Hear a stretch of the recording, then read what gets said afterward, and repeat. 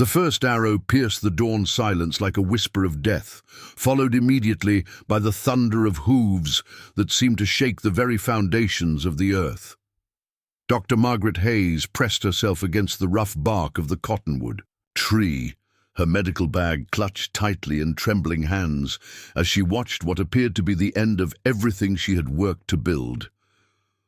150 Cheyenne warriors sat motionless on their painted horses in the meadow before her.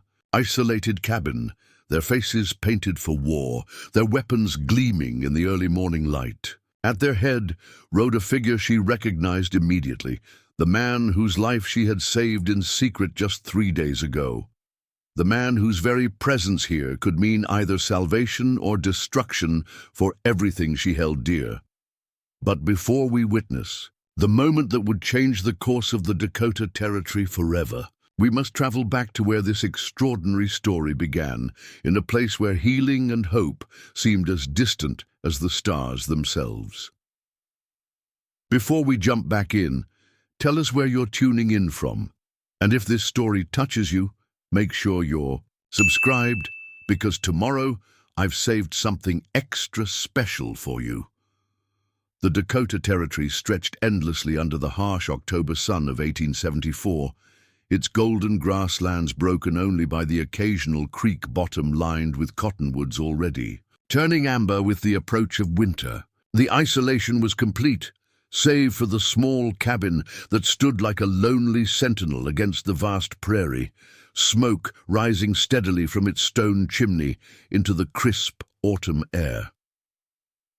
Dr. Margaret Hayes wiped her hands on her leather apron, the stains of another difficult birth marking the worn surface as she stepped out onto her cabin's covered porch. At 34, she possessed the steady hands of a born healer and the determined jaw of a woman who had carved her place in a world that insisted she didn't belong.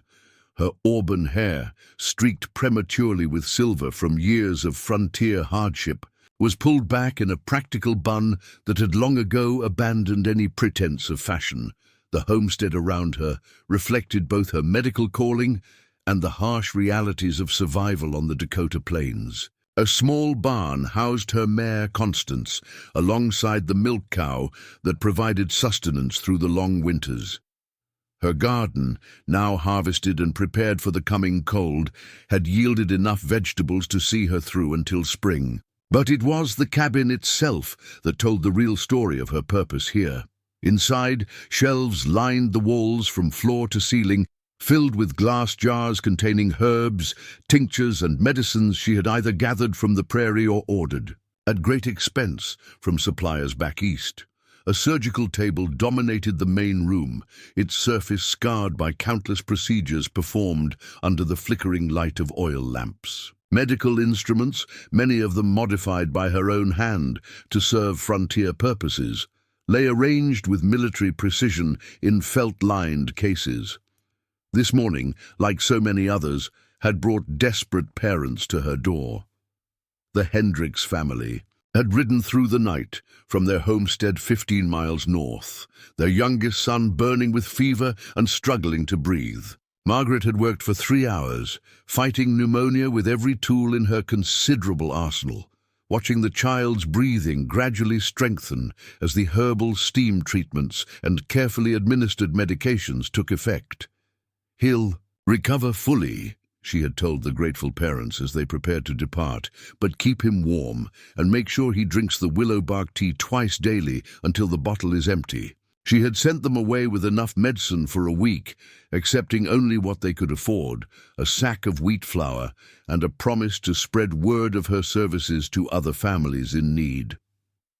Margaret Hayes had not planned to become the unofficial doctor to scattered homesteaders across 50 square miles of Dakota Territory. She had trained at the Female Medical College of Pennsylvania, one of only a handful of women in her class, intending to practice medicine in Philadelphia alongside her father, Dr. William Hayes, who had encouraged her unconventional ambitions from childhood. But life, as it so often does, had taken an unexpected turn. Her father's sudden death from a heart attack had left her alone in a city where female physicians faced constant skepticism and professional sabotage.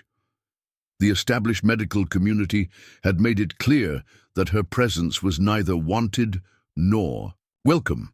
No matter how skilled her hands or sharp her mind, the decision to accept a position as the territory's only doctor had come after months of frustration and dwindling resources. The territorial government, desperate for any qualified medical professional willing to serve the scattered population, had offered her a modest salary and a homestead claim in exchange for 3 years of service.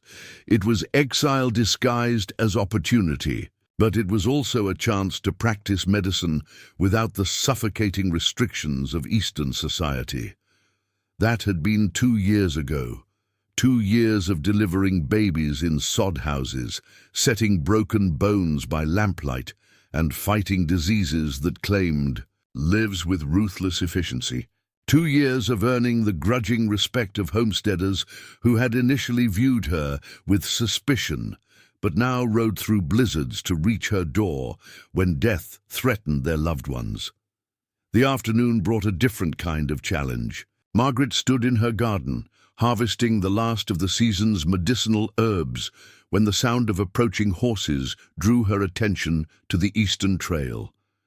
3 riders emerged from the heat shimmer, their pace suggesting urgency rather than casual travel.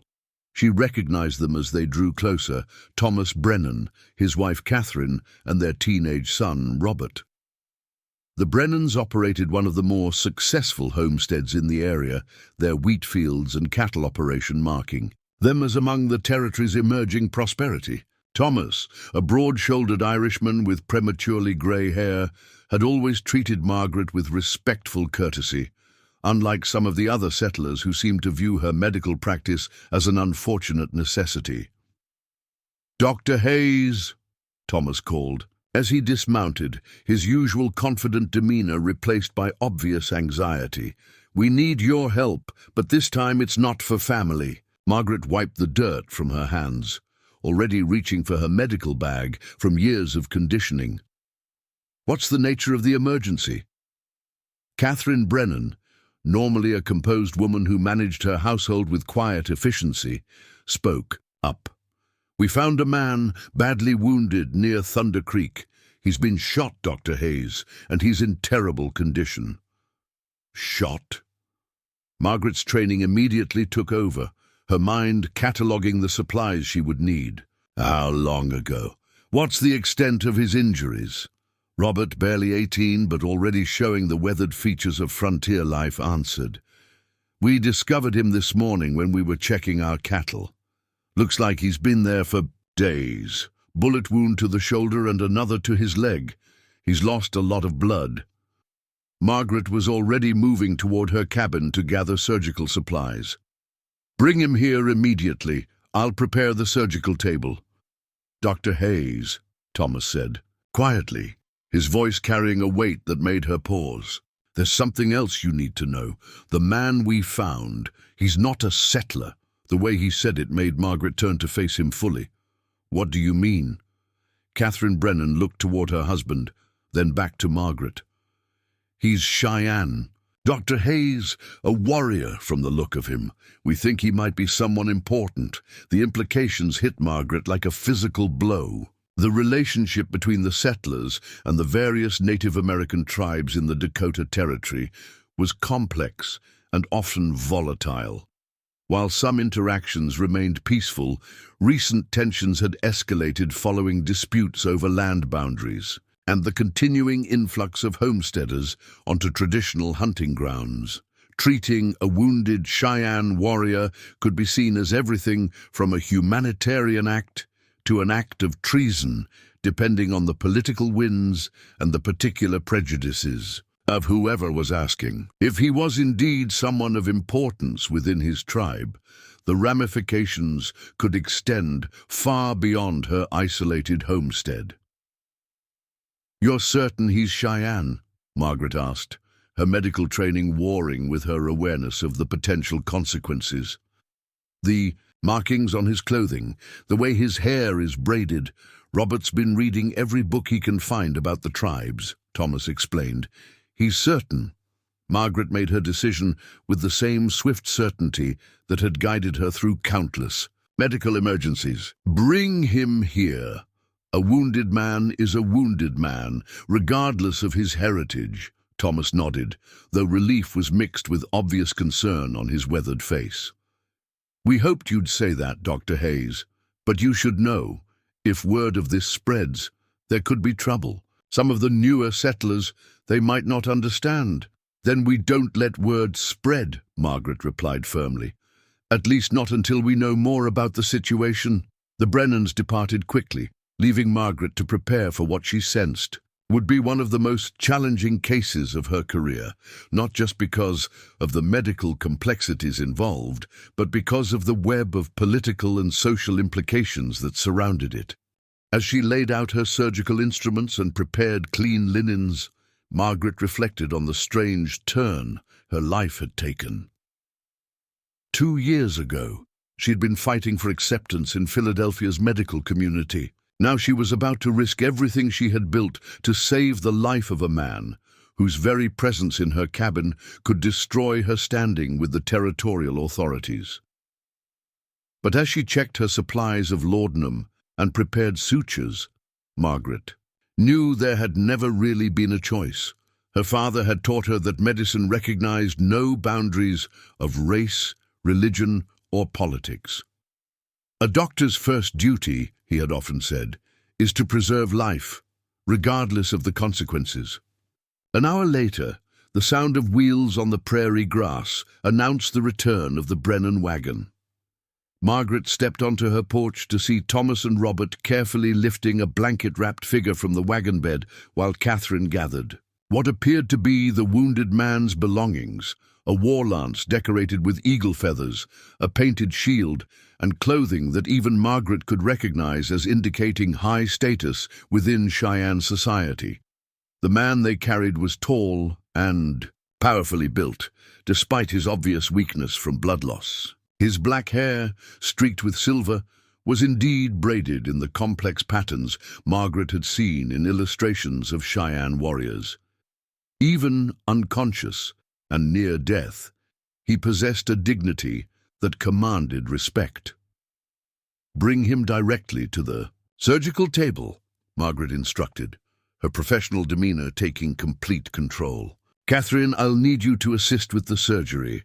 Thomas, Robert, I need you to stand watch outside. If anyone approaches, delay them as long as possible. As they carefully positioned the wounded warrior on her surgical table, Margaret got her first clear look at his injuries. The shoulder wound was severe but clean. The bullet had passed through without hitting any vital structures. The leg wound was more problematic, the bullet still lodged in the muscle and the surrounding tissue showing signs of infection. He's been fighting this for days, Margaret murmured, examining the extent of blood loss and the early stages of fever that indicated his body's struggle against infection. It's remarkable he survived this long. Catherine Brennan, who had assisted Margaret with difficult births and other medical emergencies, handed her the instruments with practiced efficiency. Who do you think he is? Margaret began cleaning the wounds with carbolic acid, the harsh antiseptic smell filling the cabin. From the quality of his clothing and weapons, someone of significant importance, perhaps a war chief or the son of a chief. As she worked to remove the bullet from his leg, using forceps and steady pressure to extract the lead fragment without causing additional damage, Margaret found herself studying the man's face. Even in unconsciousness, it reflected both strength and intelligence, the kind of bearing that marked natural leadership. The bullet missed the bone, she reported with relief, dropping the extracted lead into a metal dish. If we can control the infection, he should recover fully. The surgery took 3 hours. Margaret cleaned both wounds thoroughly, sutured them with careful precision, and applied poultices of her own preparation designed to fight infection and promote healing. Throughout the procedure, the warrior remained unconscious, his breathing shallow but steady. "Will he live?" Thomas asked, when Margaret finally emerged from the cabin, her surgical apron stained with blood and her face drawn with exhaustion. "If the infection doesn't spread, and if he regains consciousness within the next day or two, yes," Margaret replied, "but he's not out of danger yet." Catherine gathered the bloodied linens for washing. "How long before he's strong enough to travel?" Margaret considered the question. 2 weeks at minimum, possibly longer. The leg wound was quite severe, and he'll need time to regain his strength.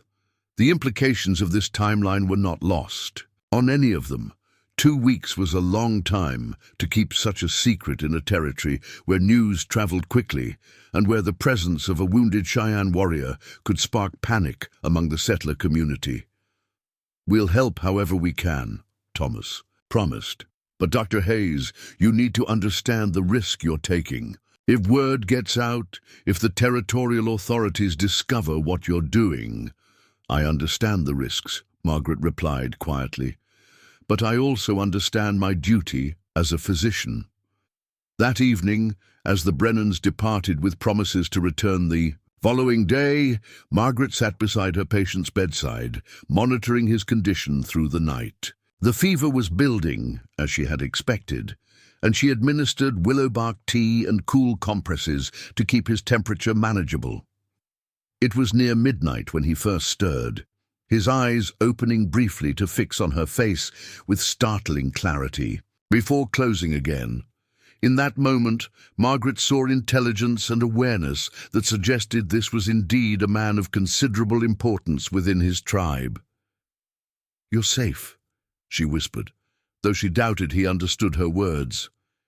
"I'm going to help you heal." Whether he comprehended her meaning or not, something in her tone seemed to reach him, for his breathing became more regular and the tension in his features eased slightly. As Margaret maintained her vigil through the long prairie night, she couldn't shake the feeling that this wounded warrior's presence in her cabin was going to change everything. She had set in motion events whose consequences she couldn't yet foresee, crossing boundaries that the territory's rigid social structure insisted must never be crossed. But as dawn approached and her patient's fever began to break, Margaret felt a quiet satisfaction that transcended political considerations. She had done what her training and her conscience demanded. Whatever came next, she had preserved a life that others might have let slip away. Outside her cabin windows, the Dakota prairie stretched endlessly under the morning sky, seemingly unchanged by the night's events. But Margaret Hayes knew that appearances could be deceiving. Sometimes the most profound changes began with the smallest acts of courage, with decisions made in the solitude of a frontier cabin when no one was watching except one's own conscience. The wounded warrior slept peacefully now, his breathing steady and strong. In 3 days, he would open his eyes and speak his first words to the woman who had saved his life. In 3 days, Margaret Hayes would learn that she had not merely treated a wounded man, but had set in motion a chain of events that would bring a sacred buffalo and 150 Cheyenne warriors to her door at dawn, preparing and narrating. This story took us a lot of time, so if you are enjoying it, subscribe to our channel. It means a lot to us. Now back to the story. The second morning brought unexpected challenges that tested Margaret's resolve in ways she hadn't anticipated. She woke before dawn to find her patient burning with fever, his body fighting the infection with an intensity that made her fear for his survival. His breathing had become labored during the night, and the wound showed signs of inflammation despite her careful treatment. Margaret worked swiftly, preparing a stronger concentration of willow bark tea and applying fresh poultices infused with prairie sage and echinacea, remedies she had learned from observing the natural healing practices used by various tribes in the territory.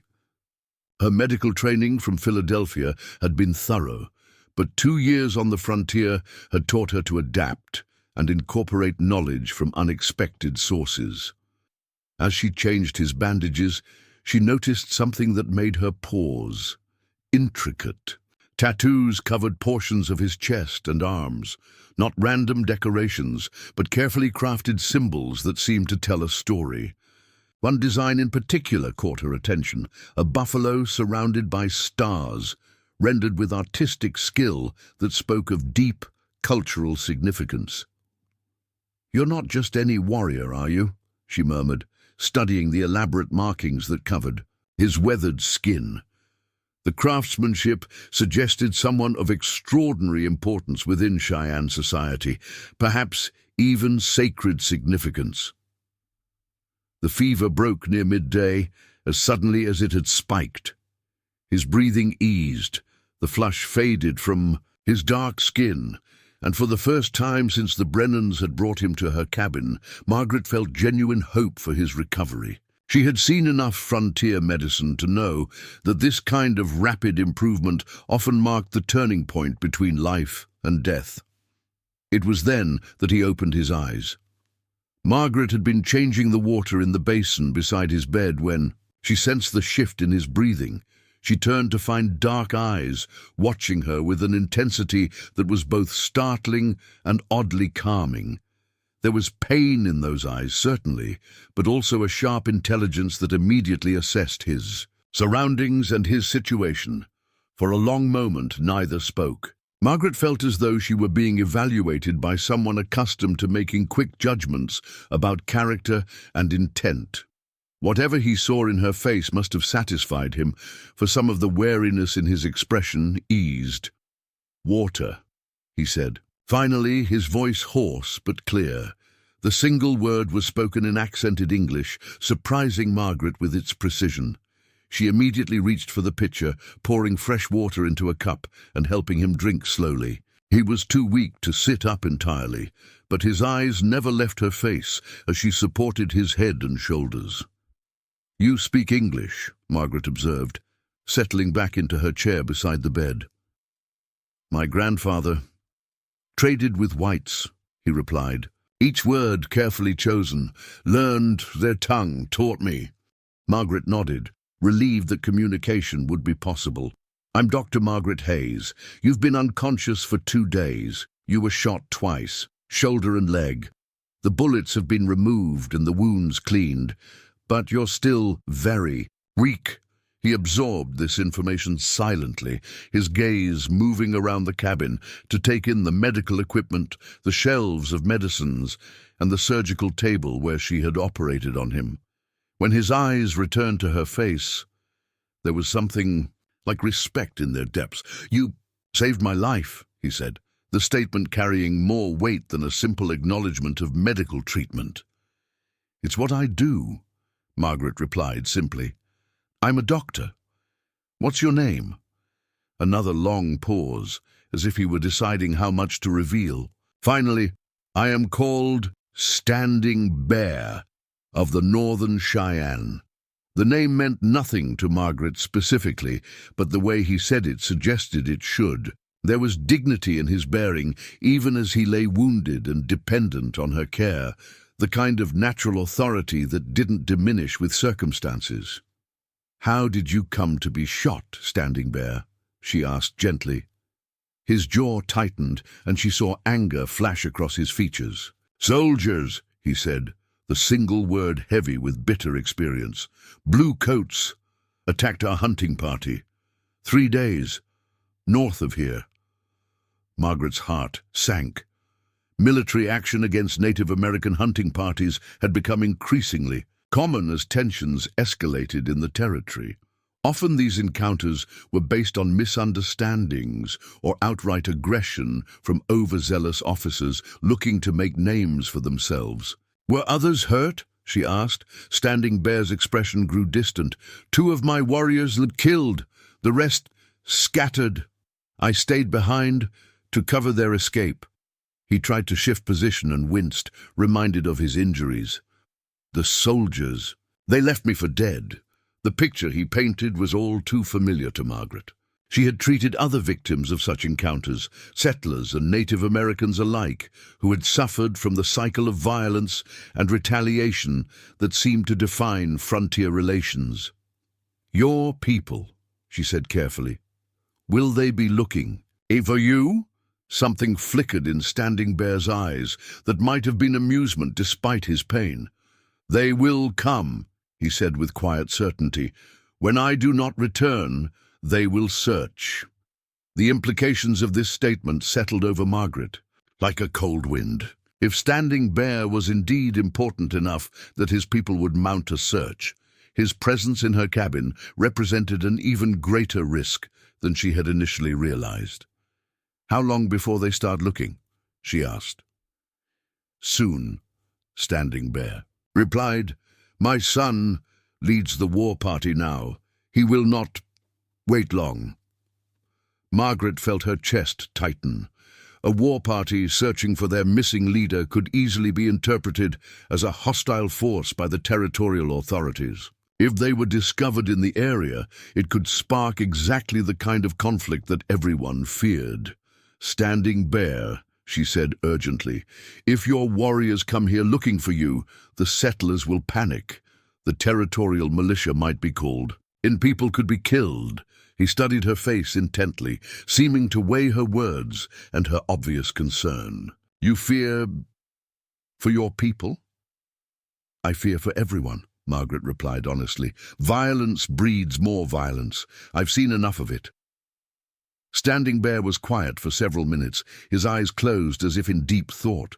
When he opened them again, there was something new in his expression, a kind of resolve that hadn't been there before. "You are different," he said finally. "Most whites, they see only what they fear." "And what do you see when you look at me?" Margaret asked, genuinely curious about his perspective. "A healer," Standing Bear answered without hesitation. "Like my grandmother was. She taught me about medicine plants." He gestured weakly toward the shelves of herbs and tinctures. "You use sacred sage, white doctors. They do not know its power." Margaret was struck by this observation. She had indeed incorporated traditional Native American remedies into her practice, but she hadn't expected him to notice or approve. "Your grandmother was a medicine woman?" she asked. Standing Bear nodded slowly. "Wise woman of our people," she said. "Healing knows no boundaries. The spirits, they speak to those who listen." This philosophical discussion was interrupted by the sound of approaching horses. Margaret moved quickly to the window, recognizing the Brennan family returning. As they had promised, she was relieved to see only their familiar faces, but the reminder of outside attention made her acutely aware of their precarious situation. "Friends," she told Standing Bear, seeing the tension that had immediately entered his posture, "they helped bring you here." Thomas and Catherine Brennan entered the cabin with obvious anxiety, their eyes immediately moving to the now conscious patient. Robert hung back near the door, his young face reflecting both curiosity and nervousness. "He's awake," Catherine observed unnecessarily, her voice carrying a mixture of relief and apprehension.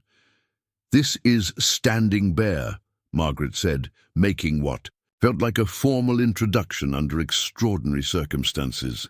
"Standing Bear, these are the people who found you and brought you to safety." Standing Bear's dark eyes assessed each of the Brennans in turn. Despite his weakness, his gaze was penetrating and intelligent.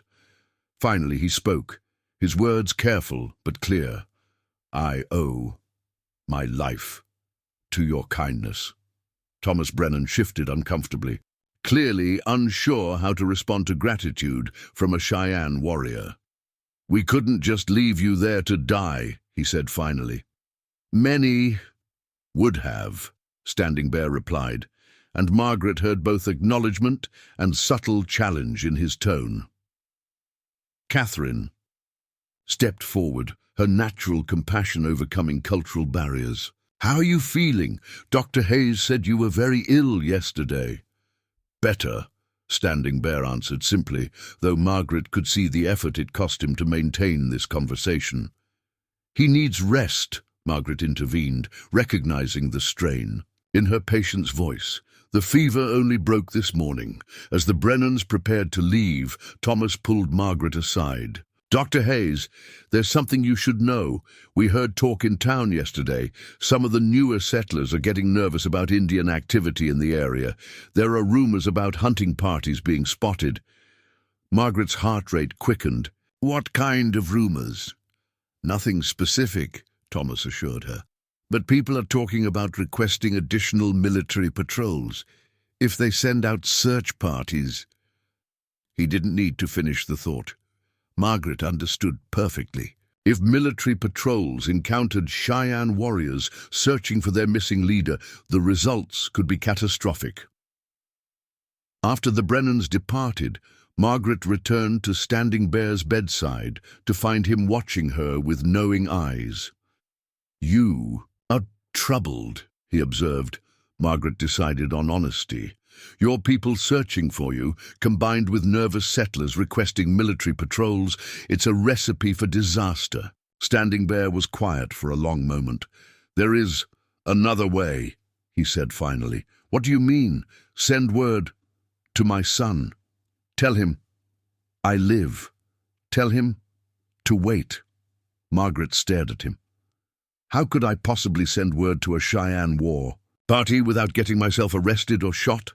Standing Bear's lips curved in what might have been a smile. "You know, the old trapper lives by Willow Creek." Margaret did know him. Ezra Thompson, a grizzled mountain man who had been in the territory longer than anyone. He traded with various tribes and seemed to move freely between worlds that most people couldn't cross. Ezra Thompson. He'd carry a message to your people. "He knows my father," Standing Bear confirmed. "Traded with us for many years. Good man for a white." The backhanded compliment might have been insulting under other circumstances, but Margaret found herself almost smiling. "You think he'd help? For the right trade goods, and because he knows what happens when fear rules men's hearts." Margaret considered the proposal. It was risky. Asking Ezra to carry a message to a Cheyenne war party could be seen as treasonous by some, but it might also prevent the kind of tragic misunderstanding that had already cost too many lives on both sides. "What would the message say?" she asked. Standing Bear closed his eyes, formulating his thoughts. "Tell my son, Stormcrow, that his father lives. Tell him the white medicine woman heals him. With honor, tell him to camp at 3 stones and wait for my word. 3 stones. He will know the place," Standing Bear assured her. "Sacred ground, neutral ground, safe for all." That evening, as Margaret prepared to ride to Ezra Thompson's cabin, she reflected on how completely her life had changed. In just 3 days, she had gone from treating routine ailments to harboring a wounded Cheyenne leader and preparing to carry messages that could either prevent or precipitate a major conflict. Standing Bear slept peacefully, his breathing steady and his fever gone. Whatever else happened, she had succeeded in saving his life. But as she saddled her mare in the gathering darkness, Margaret understood that the real challenges lay ahead. She was about to cross into a world where the normal rules didn't apply, where a single misunderstood gesture could have consequences far beyond her small cabin on the prairie. But she was also beginning to understand that some boundaries were meant to be crossed, that healing sometimes required risks that went far beyond medicine.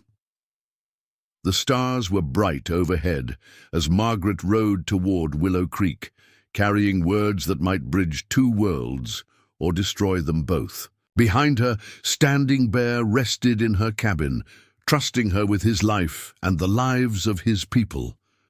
Ahead lay Ezra Thompson's cabin and a conversation that would determine whether courage and compassion could overcome the fear and hatred that divided the Dakota Territory. Whatever happened next, there would be no turning back. The ride to Ezra Thompson's cabin took Margaret through territory she had never traversed alone at night. Willow Creek lay 8 miles northwest of her homestead, following deer trails and wagon ruts that were barely visible under the pale moonlight.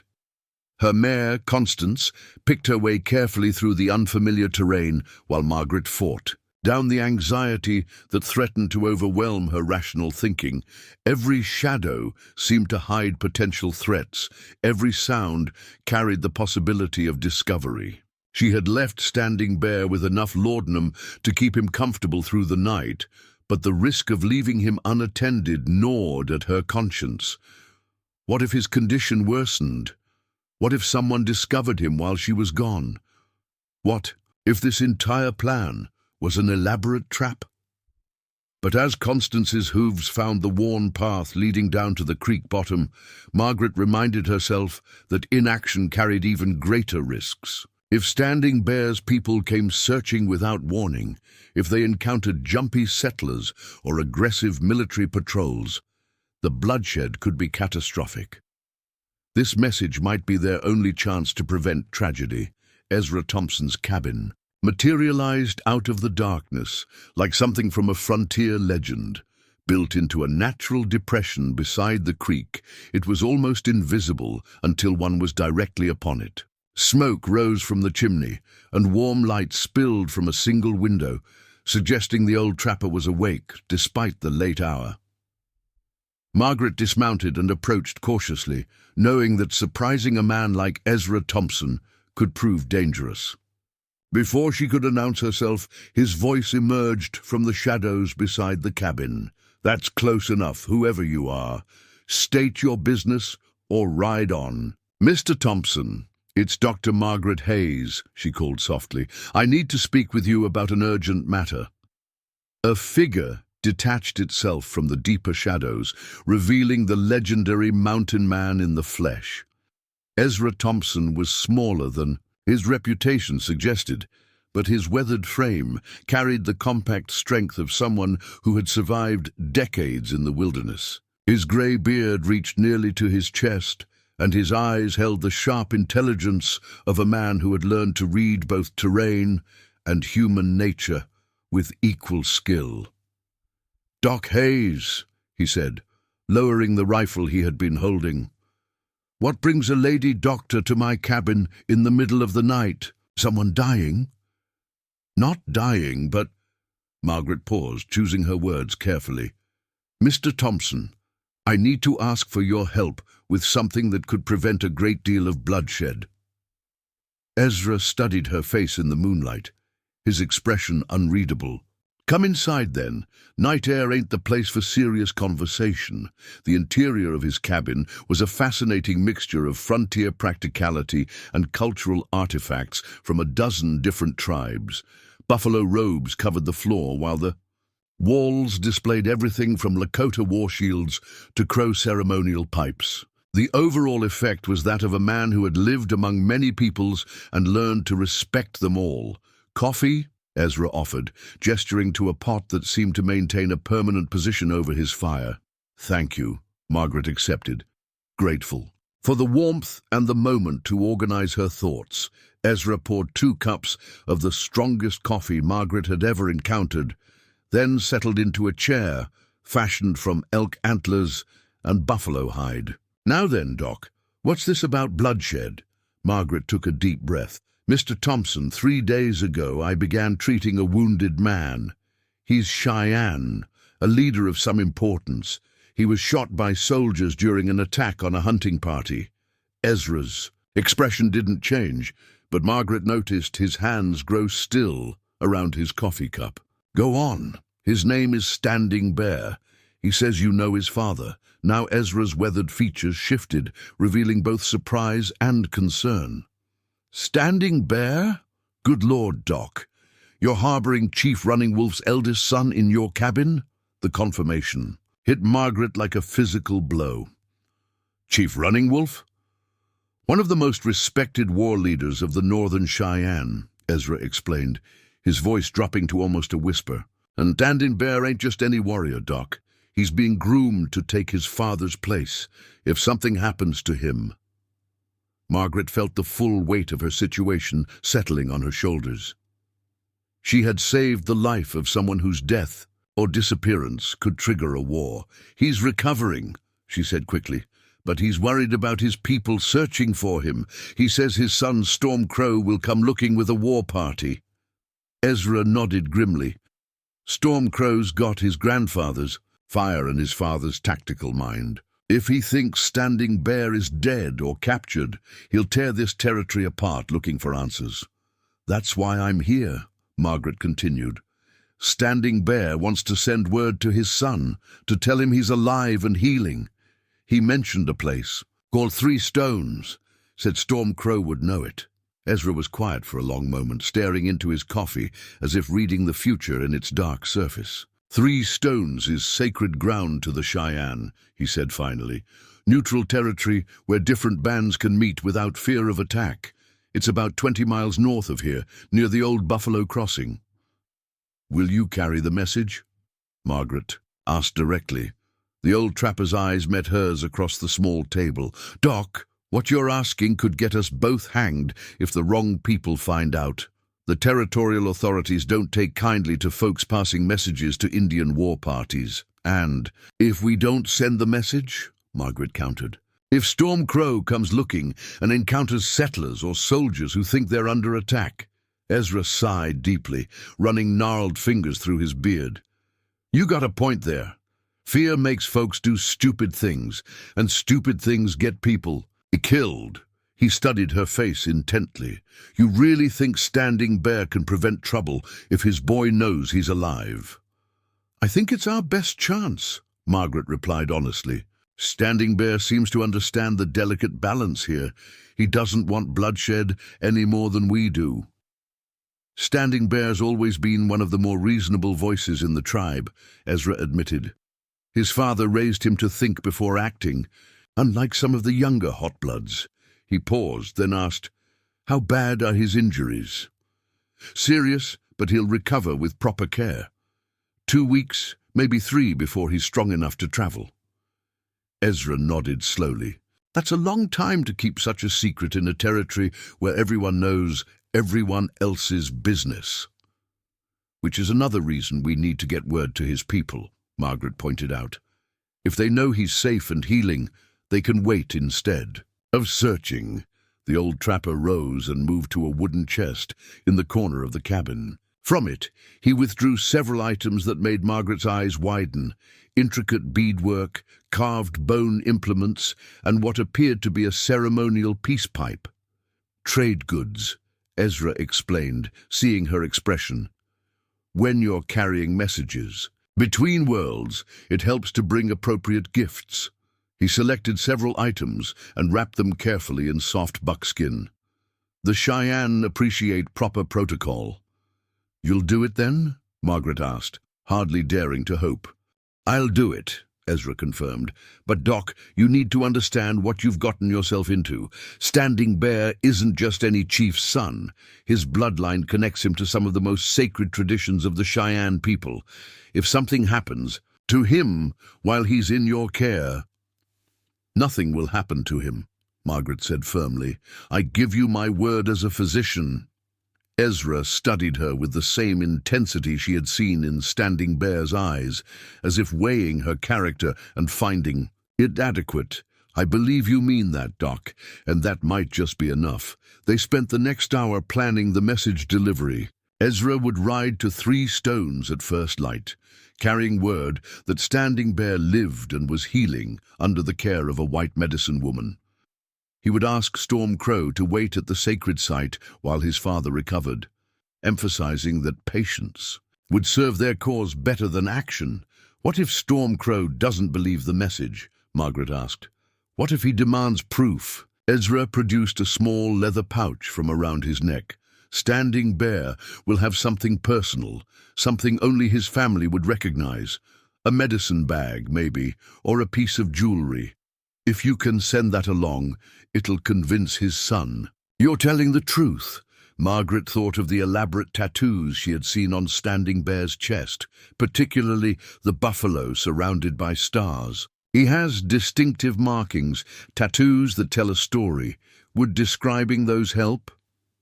"Sacred tattoos," Ezra's eyebrows rose. Doc, those markings probably indicate Standing Bear's role as a keeper of tribal mysteries. If he's got the buffalo spirits marked on his skin, he's being prepared for something much more important than just war leadership. The implications of this statement settled over Margaret like a revelation. She had been treating not just a wounded warrior or even a future war chief, but someone who carried sacred responsibilities within Cheyenne culture. All the more reason to make sure he recovers safely, she said, though she felt the weight of additional responsibility settling on her shoulders. Ezra nodded gravely. I'll ride out at dawn. With luck I can reach 3 Stones by afternoon and be back here by tomorrow night. Can you keep Standing Bear safe and hidden that long? I'll manage, Margaret replied, though she wasn't entirely certain how.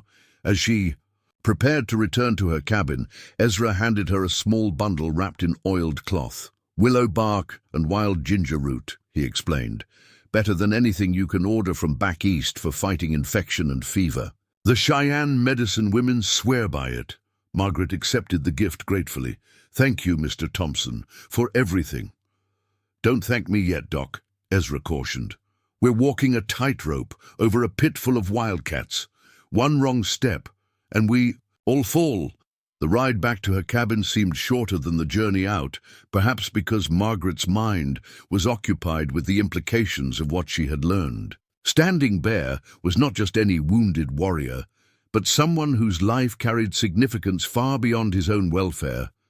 The sacred tattoos Ezra had mentioned suggested spiritual responsibilities that made his safe recovery even more crucial.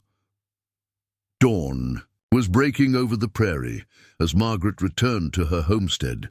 She found Standing Bear awake and alert, his dark eyes tracking her movement as she entered the cabin. The message? He asked simply.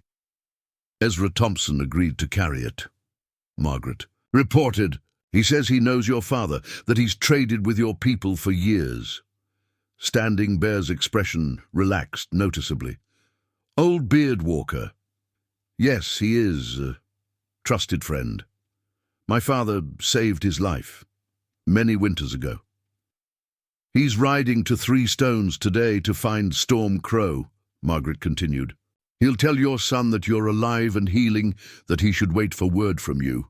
Good, Standing Bear said, though exhaustion was evident in his voice. Storm Crow has much anger since the soldiers killed his friends. This will calm his heart. Margaret changed his bandages, pleased to see that the wounds were healing cleanly and showing no signs of renewed infection. The herbal remedies Ezra had provided would supplement her treatment and hopefully speed his recovery. Standing Bear, she said as she worked, Ezra mentioned that your tattoos have special meaning, sacred markings. Standing Bear's eyes grew distant. The buffalo spirits, they chose me when I was young. The markings, they tell the story of my vision quest. Margaret found herself genuinely curious about this aspect of his culture, but she sensed that such information was not shared lightly with outsiders. The fact that he had mentioned it at all suggested a growing trust between them. Does that make your recovery more important to your people? She asked carefully. Standing Bear was quiet for a long moment. It makes my choices more important, he said finally. The spirits, they guide through me. What I decide affects many. Margaret understood that she was being told something significant, though the full implications remained beyond her cultural understanding. What was clear was that Standing Bear's safe return to his people carried weight far beyond preventing immediate conflict. As the morning progressed, Margaret found herself watching the horizon anxiously, hoping for some sign of Ezra's success. Somewhere to the north, an old mountain man was attempting to prevent a war through words and trust. Somewhere else, a young Cheyenne war leader was making decisions that could determine the fate of everyone in the territory. In her small cabin, A wounded man whose life connected sacred traditions to the harsh realities of frontier politics continued to heal under her care. Margaret Hayes had become the unlikely center of a web of relationships that could either bridge two worlds or see them consumed in violence. The waiting had begun. The fourth day brought visitors Margaret had not expected. She was grinding willow, bark for Standing Bear's morning medicine, when the sound of multiple horses approaching at speed made her freeze with the mortar and pestle still in her hands. Through the cabin window, she could see a cloud of dust rising from the eastern trail. Too many riders for a routine visit, moving too fast for casual travel. "Soldiers," Standing Bear said quietly from his bed, his warrior instincts immediately identifying the disciplined cadence of military horses. Margaret's heart raced as she quickly gathered the evidence of her patient's presence: the extra blankets, the second cup beside the water pitcher, the leather pouch containing his personal effects. In moments, she had created the appearance of a cabin occupied by only one person. "Can you remain absolutely silent?" she whispered urgently. Standing Bear nodded, his eyes already closing as he feigned unconsciousness. Even wounded and weak, he possessed the discipline of a man trained for survival in hostile territory. Margaret smoothed her skirts and stepped onto the porch just as 6 cavalry soldiers rode into her yard, led by a young lieutenant whose pristine uniform suggested recent arrival from a comfortable eastern posting. The other men bore the weathered appearance of frontier veterans, their eyes constantly scanning for threats, even in apparent safety. "Dr. Hayes?" the lieutenant inquired, dismounting with military precision. "I'm Lieutenant William Crawford, 4th Cavalry. I apologize for the intrusion, but we're conducting a routine patrol and thought we should check on your welfare." Margaret forced herself to appear welcoming despite her racing pulse. "That's very thoughtful, Lieutenant. As you can see, I'm quite well." Crawford's pale eyes took in every detail of her homestead with the thoroughness of someone conducting an inspection rather than a courtesy call. "We've received reports of increased Indian activity in this area. Several homesteaders have expressed concern about hunting parties moving through the territory." "I haven't seen anything unusual," Margaret replied truthfully. The hunting party that had included Standing Bear had been attacked 3 days before his arrival at her cabin. "No signs of recent visitors? Tracks around your property? Missing livestock?" Crawford pressed, his tone suggesting he suspected she was hiding something. Margaret chose her words carefully. "I've had visits from the Brennan family and a few other patients, but nothing concerning. My mare and cow are both accounted for." One of the older soldiers, a grizzled sergeant with scars marking his weathered face, leaned forward in his saddle. "Begging your pardon, ma'am, but living out here alone, you might not recognize signs that could indicate trouble. Mind if we take a look around?" The request was phrased politely, but Margaret understood it was not really a question. "Of course, Sergeant, though I'm not sure what you expect to find." As the soldiers dismounted and began examining her property, Margaret maintained an outward appearance of calm cooperation, while her mind raced through potential disasters.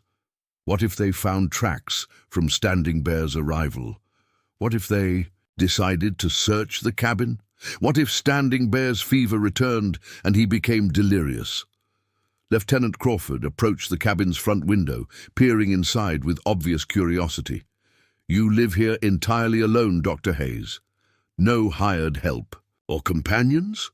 "I prefer the independence," Margaret replied, positioning herself to block his view of the bed where Standing Bear lay motionless.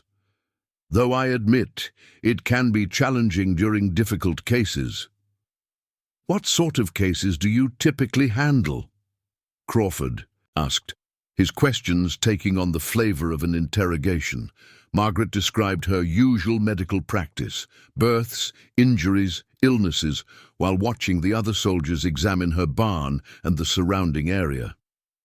They were thorough but not destructive, clearly looking for specific evidence rather than conducting a random search. "Doctor," the scarred sergeant called from near the creek, "you might want to see this." Margaret's blood turned to ice as she followed Crawford to where the sergeant knelt beside the water. He was pointing to the muddy bank where the outline of an unshod horse's hooves was clearly visible. "These prints are recent," the sergeant observed, "within the last few days, and this isn't your mare's shoe size." Margaret's mind worked frantically. "Mr. Thompson visited 2 nights ago," she said, which was technically true, though she had ridden to his cabin rather than the reverse. "He sometimes brings me medicinal herbs that grow near his property." Crawford's suspicion deepened. "Ezra Thompson?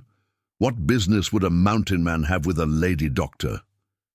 "He's lived in this territory longer than anyone," Margaret replied, fighting to keep her voice steady. "His knowledge of native plants has proven invaluable for treating certain conditions." The explanation seemed plausible enough, but Crawford wasn't finished with his questions. "Dr. Hayes, have you ever treated Indian patients?" The directness of the question caught Margaret off guard. For a moment she hesitated, weighing the risks of different answers. A denial might be exposed if anyone had seen the Brennans bringing Standing Bear to her cabin, but admission could lead to questions she couldn't answer. "Lieutenant," she said carefully, "I took an oath to treat anyone in need of medical care, regardless of their background. If a wounded person arrived at my door, I wouldn't turn them away based on their race." Crawford studied her face intently. "That's a very noble sentiment, Doctor, but also a potentially dangerous one. The territorial authorities expect civilians to report any contact with hostile Indians immediately.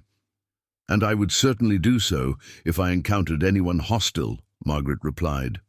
"But surely you're not suggesting I should refuse medical treatment?" To someone who posed no threat, the young lieutenant seemed torn between military protocol and basic human decency. Before he could respond, the sergeant called out again from a different location. "Lieutenant, over here!" This time, Margaret's heart nearly stopped as she saw what had caught the soldier's attention. Partially hidden beneath a pile of autumn leaves near the barn was one of Standing Bear's moccasins, apparently dropped by the Brennans in their haste to get him inside 3 days earlier. Crawford picked up the intricately beaded footwear, examining it with obvious recognition. "This is Cheyenne work," he stated. "Recent craftsmanship, not something that's been lying here for months." Margaret's mind raced for an explanation. "It might have been dropped by someone passing through," she suggested weakly. "Someone passing through your private property." Crawford's voice carried clear skepticism. "Dr. Hayes, I'm beginning to think you haven't been entirely forthcoming about recent visitors." The tension in the air was palpable as the soldiers gathered around their lieutenant, their hands moving instinctively, closer to their weapons.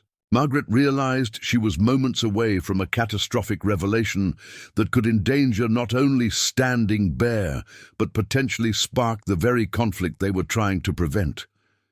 It was then that salvation arrived from an unexpected direction. "Morning, Lieutenant," called a familiar voice as Thomas Brennan rode into the yard, his timing so perfect that Margaret wondered if he had been watching from a distance. "Didn't expect to see the cavalry this far out." Crawford turned, clearly annoyed by the interruption. "Mr. Brennan, we're conducting a security patrol, checking on isolated homesteads." Thomas dismounted with casual confidence, his manner suggesting nothing more than neighborly curiosity. "Find anything interesting?" "We've discovered evidence of recent Indian presence," Crawford replied, holding up the moccasin. "Dr. Hayes claims she hasn't seen anything unusual." Thomas examined the footwear with apparent surprise. "Well, I'll be. That looks like the one that young Brave lost when we chased him off 3 days ago." Margaret's admiration for Thomas Brennan's quick thinking increased exponentially as he continued his improvised explanation. He was skulking around the doctor's property, probably looking for something to steal. My boy Robert and I came by to check on Dr. Hayes and spotted him. Soon as he saw us coming, he took off running toward the creek. Must have lost his moccasin. In the scramble, Crawford's expression shifted from suspicion to interest. You chased off an Indian intruder. Why wasn't this reported? Didn't seem worth the trouble, Thomas replied with a shrug. Single brave, young by the look of him. Probably just curious about the white medicine woman. No weapons drawn, no threatening behavior. Figured scaring him off was enough. The lieutenant studied both Thomas and Margaret, clearly trying to determine if this story explained all the evidence he had discovered. And you didn't think to mention this when I asked about recent Indian activity? Margaret found her voice. Mr. Brennan handled the situation so efficiently that I honestly forgot about it. Nothing was stolen, no one was hurt. Still should have been reported, Crawford insisted, though his suspicions seemed to be easing slightly. Thomas nodded agreeably. You're absolutely right, Lieutenant. Next time we'll send word to the fort immediately. The soldiers spent another 30 minutes searching the property, but Thomas's explanation seemed to account for the evidence they had found. As they prepared to depart, Crawford issued a stern warning.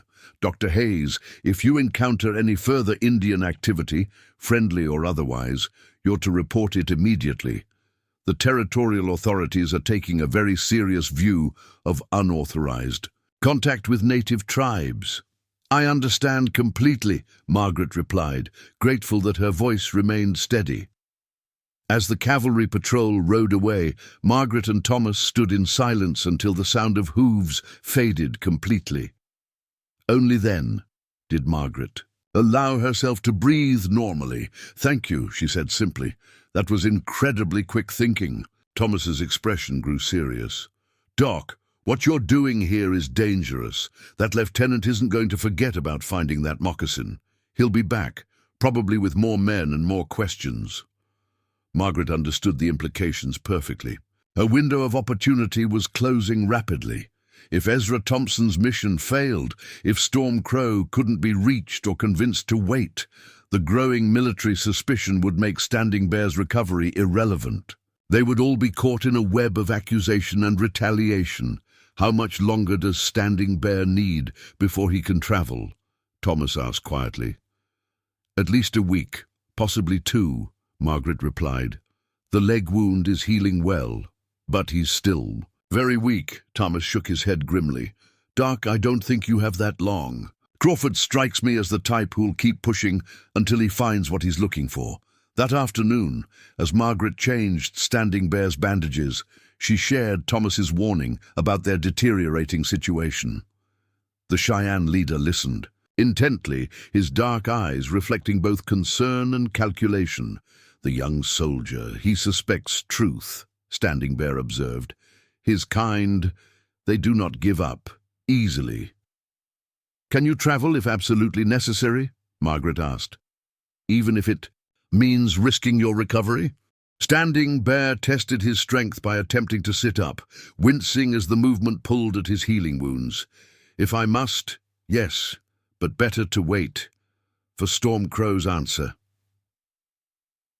What if Ezra can't reach him? What if your son has already left? 3 stones. Standing Bear's expression grew distant, as if listening to voices Margaret couldn't hear. He will wait, he said with quiet certainty.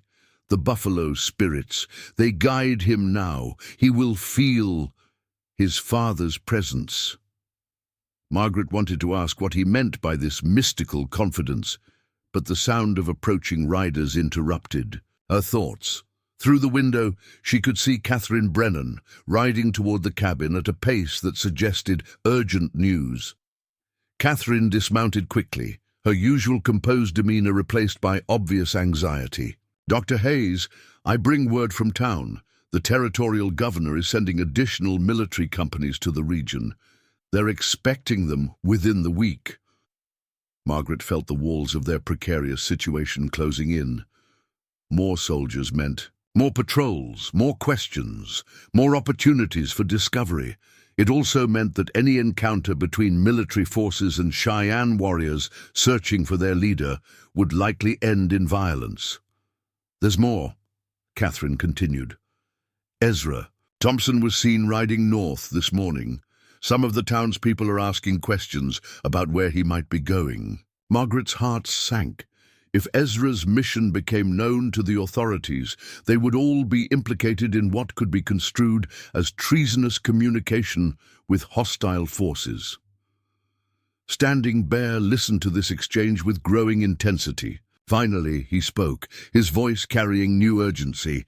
"The message must reach Storm Crow before the Blue Coats arrive. Too many soldiers. They will see my people's presence as threat." Margaret understood that they had reached a critical juncture. The careful balance they had been maintaining was about to collapse under the weight of military suspicion and political pressure. Whatever Ezra Thompson accomplished at Three Stones might determine whether Standing Bear's recovery led to peace or precipitated the very war they were all trying to prevent. As evening approached, Margaret found herself watching the northern horizon with desperate hope. Somewhere in that direction, an old mountain man was attempting to bridge two worlds with words and trust. Time was running out, and the stakes had never been higher. The next dawn would bring either salvation or catastrophe, and Margaret Hayes could only wait and pray that courage and compassion would prove stronger than fear and hatred.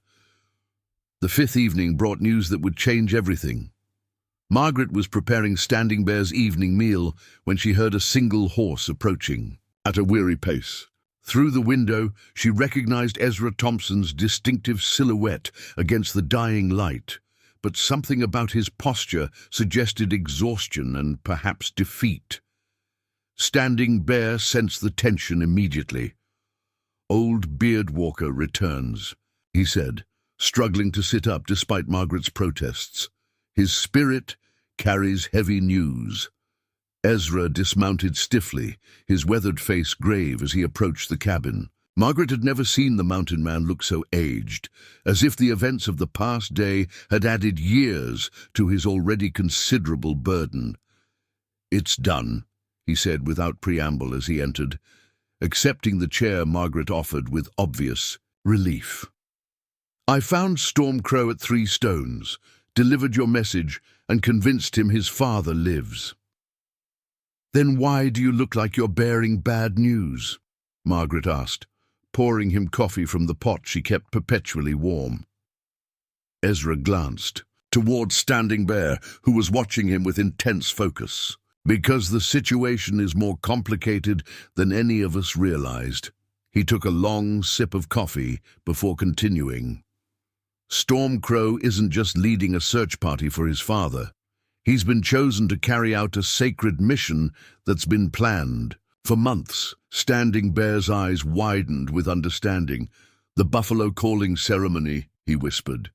"Exactly," Ezra confirmed. "Your son explained it to me. Apparently, the tribal elders received visions months ago about a great healing that would come to the Cheyenne people. They've been preparing for a ceremony that requires the presence of a sacred white buffalo. And according to their prophecies, the time has come." Margaret felt a chill that had nothing to do with the evening air. "A sacred white buffalo? Those are incredibly rare, aren't they?" "Rare doesn't begin to describe it," Ezra replied grimly. "Most tribes consider a white buffalo to be the most sacred of all animals, a bridge between the earthly and spirit worlds. The Cheyenne have been tracking one for almost a year, waiting for the right moment to approach it." Standing Bear's voice was barely audible. "The visions. They spoke of a white medicine woman who would heal the chosen one before the ceremony." The implications of this statement hit Margaret like a thunderbolt. "Are you saying that my treating you is somehow part of this prophecy?" "According to Storm Crow, the tribal elders believe so," Ezra answered. "They've interpreted recent events as signs that the time of the great healing has arrived." You're saving Standing Bear's life. The fact that you're a white woman practicing medicine in isolation on the prairie, it all fits their prophetic visions. Margaret struggled to process this information. But I'm just a doctor. I treated a wounded man because it was the right thing to do. Standing Bear's dark eyes met hers with newfound intensity. The spirits they work through, those who serve life over death. You chose to heal rather than turn away. This is the sign they sought. Ezra leaned forward, his expression serious. Doc, there's more you need to understand. Storm Crow isn't planning to wait quietly at 3 Stones. He's coming here tomorrow at dawn with 150 warriors and the sacred buffalo. They intend to perform the ceremony at your homestead. Margaret felt the blood drain from her face. 150 warriors here? Ezra, if the military sees the many Cheyenne approaching a white settlement, they'll interpret it as an attack. That's exactly what I told Storm Crow, Ezra replied. But he says the visions were specific. The ceremony must take place where the healing occurred, where the white medicine woman saved his father's life. Standing Bear attempted to rise from his bed, his face pale with the effort. I must speak with my son. He does not understand the danger. You're too weak to travel, Margaret protested. The journey to 3 Stones would set back your recovery by weeks. Then Storm Crow comes here, Standing Bear said with finality. As the visions commanded. Margaret turned to Ezra in desperation. Can't you ride back and convince him to wait? Explain about the military patrols, the suspicion that's already building. Ezra shook his head sadly. Doc, you don't understand. This isn't just about family or politics anymore. Storm Crow believes he's fulfilling a sacred destiny that's been revealed through visions and signs. In his mind, the spirits themselves are directing these events. The full scope of their dilemma became clear to Margaret. They weren't just hiding a wounded warrior anymore. They had somehow become central figures in a religious ceremony that would bring 150 armed Cheyenne warriors to her doorstep, just as military suspicion was reaching its peak. What exactly does this ceremony involve? She asked, hoping to understand. What they were facing, Standing Bear's voice carried reverence as he explained. The buffalo calling. It honors the sacred covenant between the Cheyenne people and the buffalo spirits. When a white buffalo appears, it signals a time of a great change and renewal. The ceremony requires specific elements, Ezra added.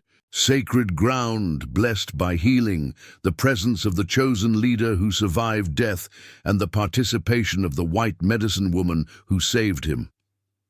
According to their beliefs, you're not just a witness to this ceremony, Doc. You're an essential participant. Margaret sank into her chair, overwhelmed by the magnitude of what she was hearing. I never asked to be part of anyone's religious ceremony. I just wanted to save a man's life. Sometimes, Standing Bear said gently, the spirits choose us for purposes we do not yet understand. My grandmother, she always said, true. Healers serve powers greater than themselves. Before Margaret could respond to this philosophical observation, the sound of approaching horses interrupted their conversation. But this time, the rhythm was different. Multiple riders moving at a steady pace, rather than the urgent gallop of a military patrol. Through the window, Margaret could see torches flickering in the darkness. As the riders drew closer, she realized they were seeing the advance guard of Storm Crow's party. 6 Cheyenne warriors approached on painted horses, their appearance magnificent and terrifying in the dancing light of their torches. They're early, Ezra muttered, rising to peer out. The window. Storm Crow said dawn.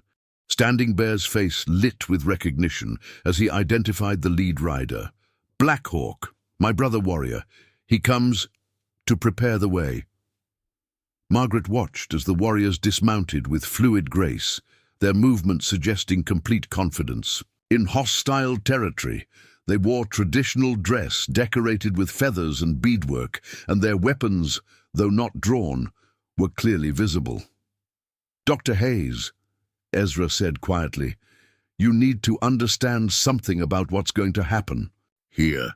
When those warriors see Standing Bear alive and healing, when they witness the sacred buffalo at your homestead, you're going to become part of Cheyenne legend, whether you want to or not."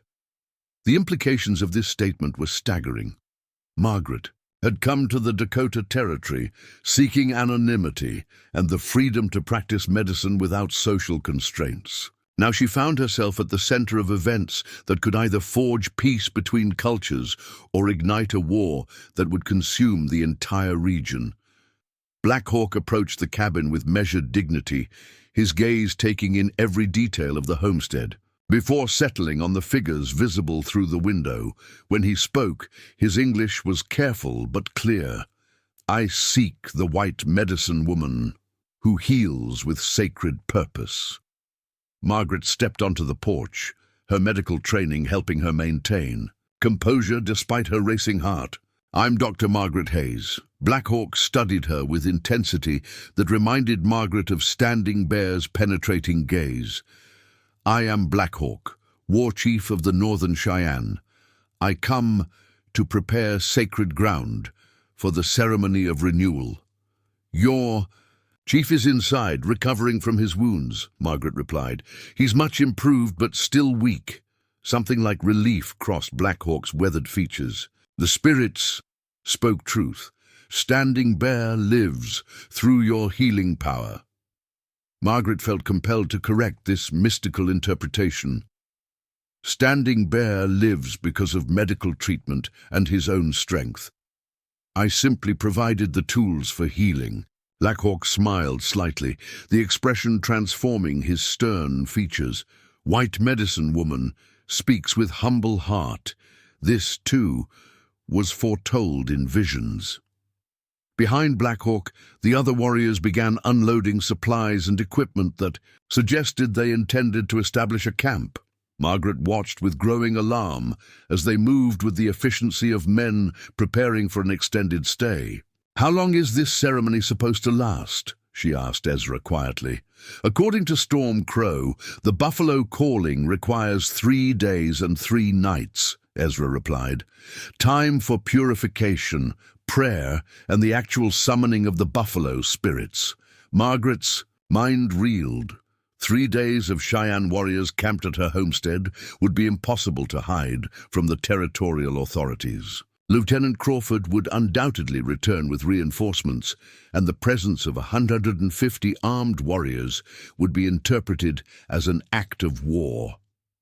"Black Hawk," she said, approaching the war chief with desperate urgency, "you need to understand the danger you're all in. The territorial military is already suspicious about Indian activity in this area. If they discover 150 warriors here, they'll attack without asking questions." Black Hawk's expression grew serious as he absorbed this information. "The blue coats, they would attack sacred ceremony. They would attack what they perceive as a war party threatening a white settlement," Margaret explained. "They wouldn't understand the religious significance." The war chief conferred quietly with his companions in rapid Cheyenne, their voices carrying obvious concern. Finally, he turned back to Margaret. "We must speak with Standing Bear. He will know how to proceed." Inside the cabin, Standing Bear listened as Black Hawk described the approaching ceremony and Margaret's warnings about military intervention. The wounded leader's face reflected the internal struggle between spiritual obligation and practical reality. "The visions cannot be denied," he said finally, "but neither can the threat to our people. Black Hawk, you must send word to Storm Crow. The ceremony, it must be swift, completed before the blue coats discover us." Black Hawk nodded gravely. "I will ride to meet our war leader. The sacred buffalo is already being guided to this place. By dawn, all will be ready."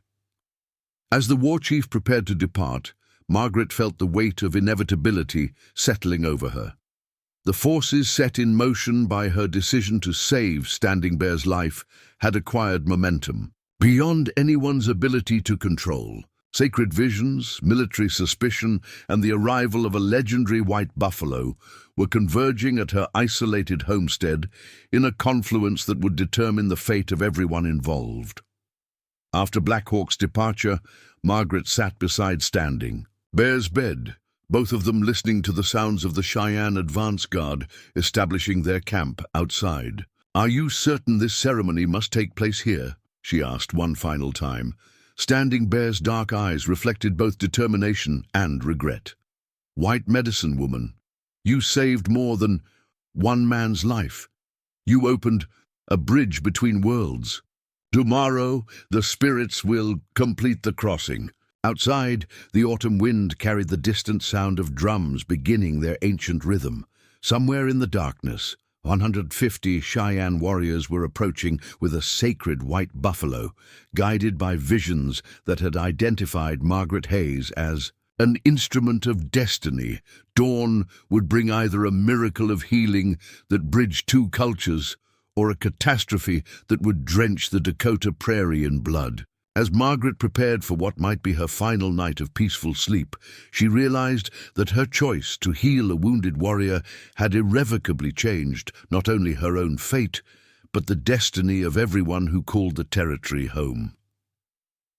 The sixth night transformed Margaret's homestead into something between a military encampment and a sacred gathering ground.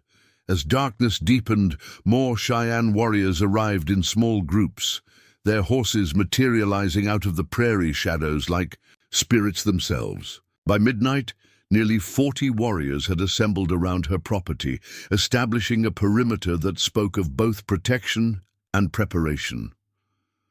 Margaret found sleep impossible as she listened to the soft conversations in Cheyenne, the occasional whicker of horses, and the persistent rhythm of drums that seemed to pulse with the heartbeat of the earth itself. Standing Bear, despite his weakness, had insisted on being moved to a chair by the window where he could observe the gathering of his people.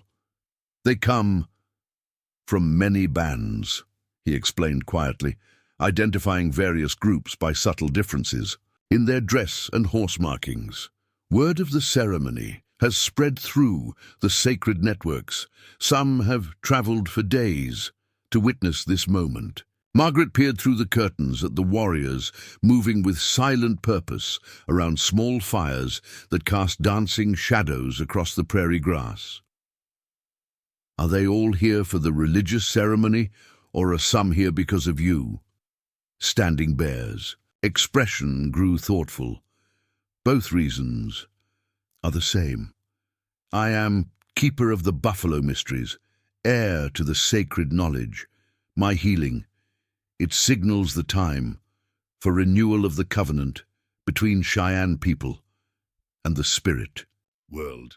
This revelation added another layer to Margaret's understanding of the forces she had unwittingly set in motion. She wasn't just treating a wounded war chief, she had saved the life of someone who carried responsibilities that connected the physical and spiritual worlds of his people. Near dawn, Ezra Thompson appeared at her door, his face grave with urgent news. "Doc, we've got trouble coming from 3 directions." Margaret invited him inside, where Standing Bear listened with growing concern as the mountain man described the developing crisis. "First, Lieutenant Crawford has been asking questions in town about my trip north," Ezra reported. "He's suspicious about my movements and wants to know if anyone else has seen unusual Indian activity." "How much does he suspect?" Margaret asked, though she feared she already knew the answer. "Too much." "For comfort," Ezra replied grimly. "He's convinced something significant is happening in this area, and he's determined to find out what." Standing Bear attempted to rise from his chair, his jaw set with determination despite his obvious weakness. "I must speak with Storm Crow. When he arrives, perhaps there is still time to move the ceremony due to safer ground. That's the second problem," Ezra continued. Storm Crow sent word through Blackhawk. The sacred buffalo appeared at 3 Stones yesterday evening, just as their prophecies predicted. It's being guided here by a special group of buffalo runners, young warriors chosen specifically for this honor.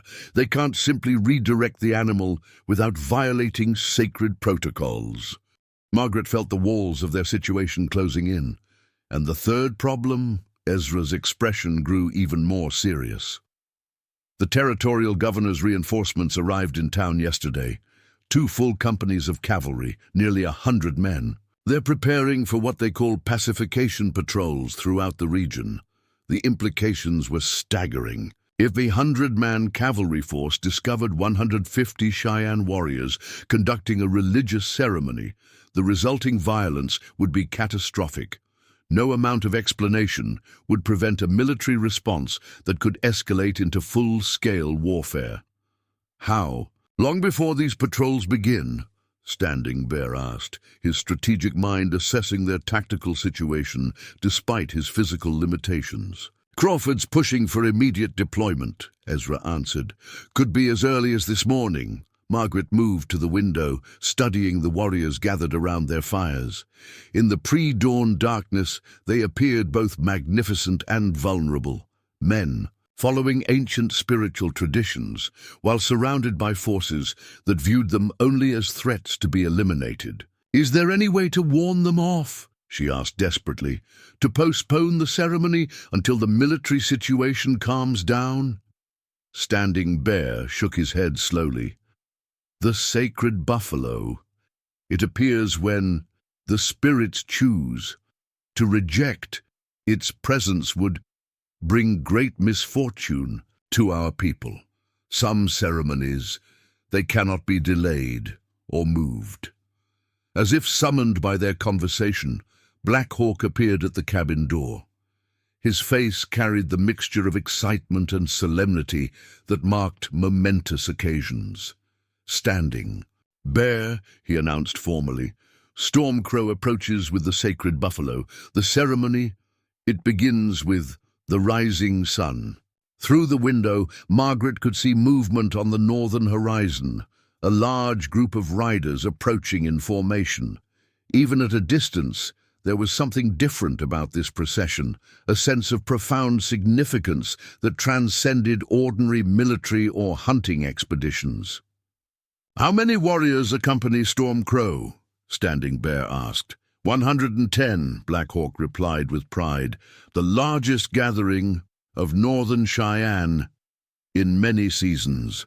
Word of the sacred buffalo, it has drawn warriors from distant hunting grounds. Margaret's heart sank as she realized the full scope of what was approaching. Combined with the 40 warriors already assembled, Storm Crow's arrival would bring the total to exactly 150, the number that would appear at her door at dawn, just as the opening of this story had foretold. Blackhawk, she said urgently, you must understand the danger everyone is in. The territorial military has been reinforced. If they discover this gathering, they'll attack without asking questions about religious ceremonies. The war chief's expression grew troubled as he absorbed this information. The white soldiers, they would attack sacred ceremony? They would attack what they see as a war party threatening white settlements, Margaret explained. They won't understand the spiritual significance of what you're doing here, Blackhawk conferred quietly with Standing Bear in rapid Cheyenne, their voices carrying obvious concern. Finally, Standing Bear spoke in English for Margaret's benefit. We cannot stop what has begun, the sacred buffalo. It has appeared as the prophecies foretold. To turn away now would anger the spirits and bring disaster to our people. Margaret understood that she was witnessing the collision of 2 incompatible worldviews. The Cheyenne saw spiritual obligation that transcended political considerations, while the military authorities saw only potential threats that required immediate suppression. Then we need to complete the ceremony as quickly as possible, she said, accepting the inevitable.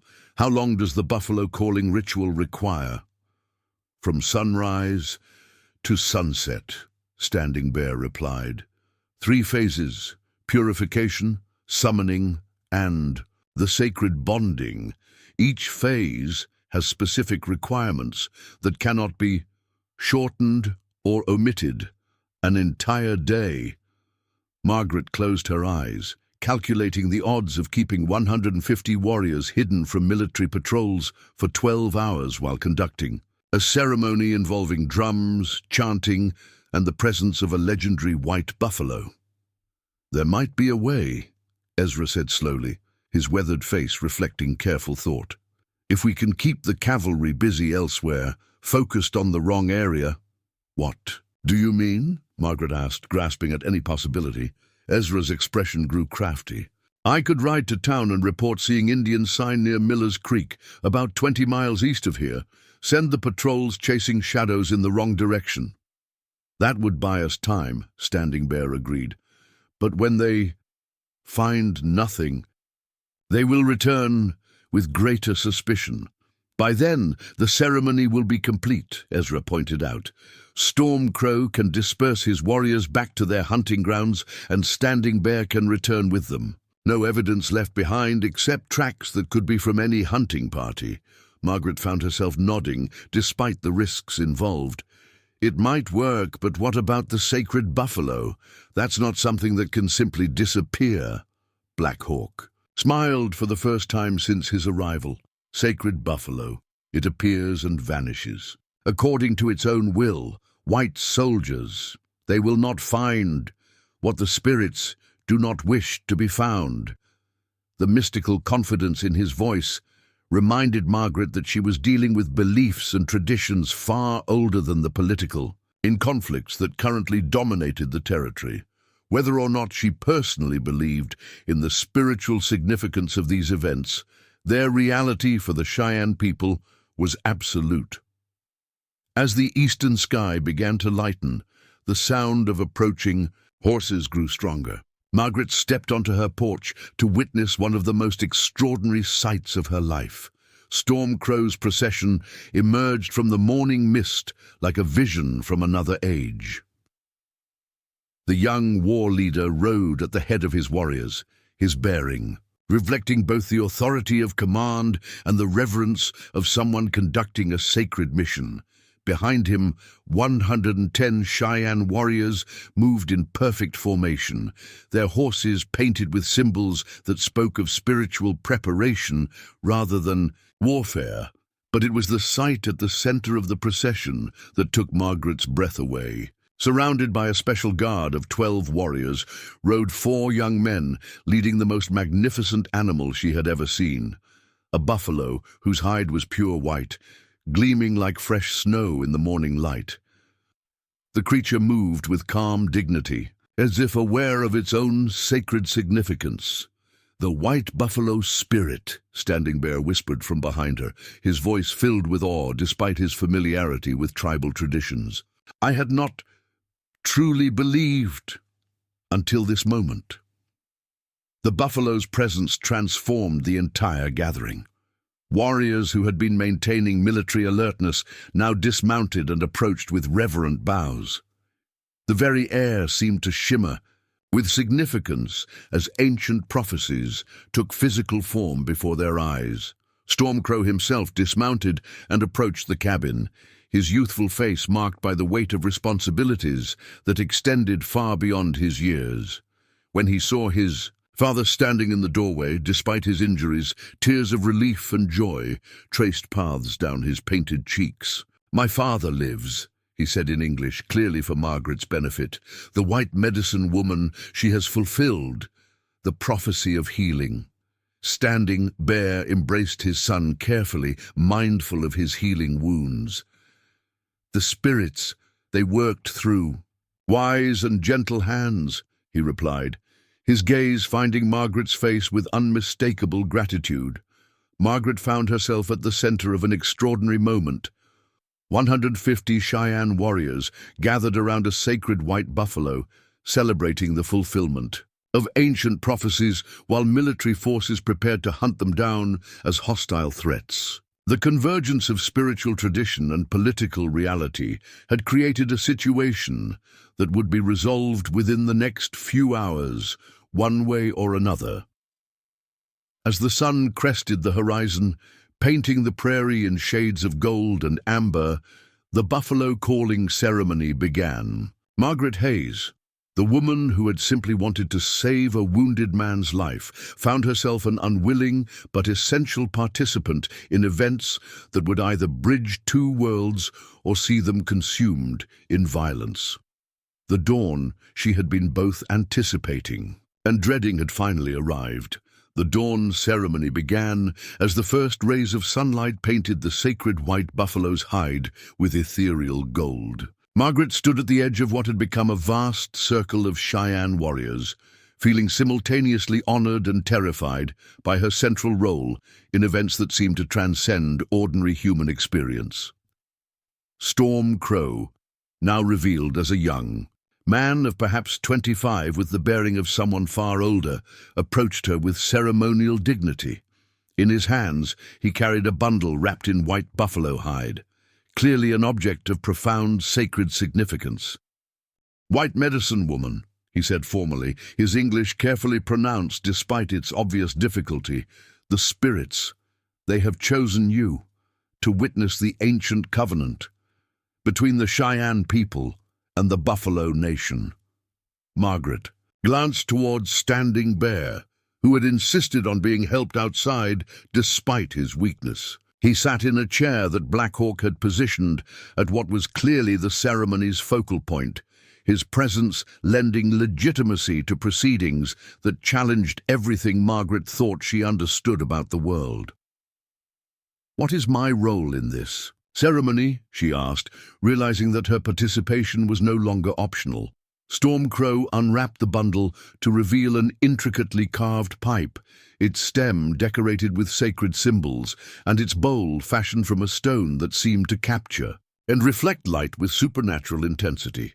"You must offer the healing smoke to the four directions and speak the words that bind white and red in sacred purpose." Margaret's throat tightened. "I don't know the proper words. I'm not familiar with your religious traditions." Standing Bear's voice carried gentle reassurance from his chair. "The spirits, they will guide your tongue. Speak from the heart that chose, healing over hatred, life over death." Around them, the 150 warriors had arranged themselves in 4 distinct groups, each facing one of the cardinal directions. The sacred white buffalo stood at the circle's center, its magnificent presence lending an otherworldly quality to the gathering. Margaret noticed that the animal remained completely calm despite being surrounded by so many people, as if it understood and approved of its role in these ancient rituals. The first phase of the ceremony, purification, began with a series of chants that seemed to make the very air vibrate with spiritual energy. Warriors burned sage and sweetgrass in small fires arranged throughout the circle, creating columns of aromatic smoke that rose straight up in the still morning air.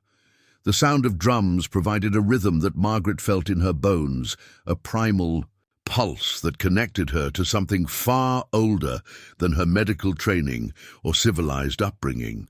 "Now," Storm Crow said quietly, offering her the sacred pipe, "you must walk the circle and offer smoke to each direction.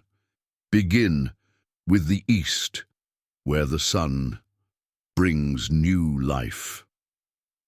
Margaret accepted the pipe with trembling hands, acutely, aware that she was holding an object that represented centuries of spiritual tradition. As she approached the eastern edge of the circle, the warriors there parted respectfully, their faces reflecting both reverence and curiosity about this unprecedented participation by a white woman.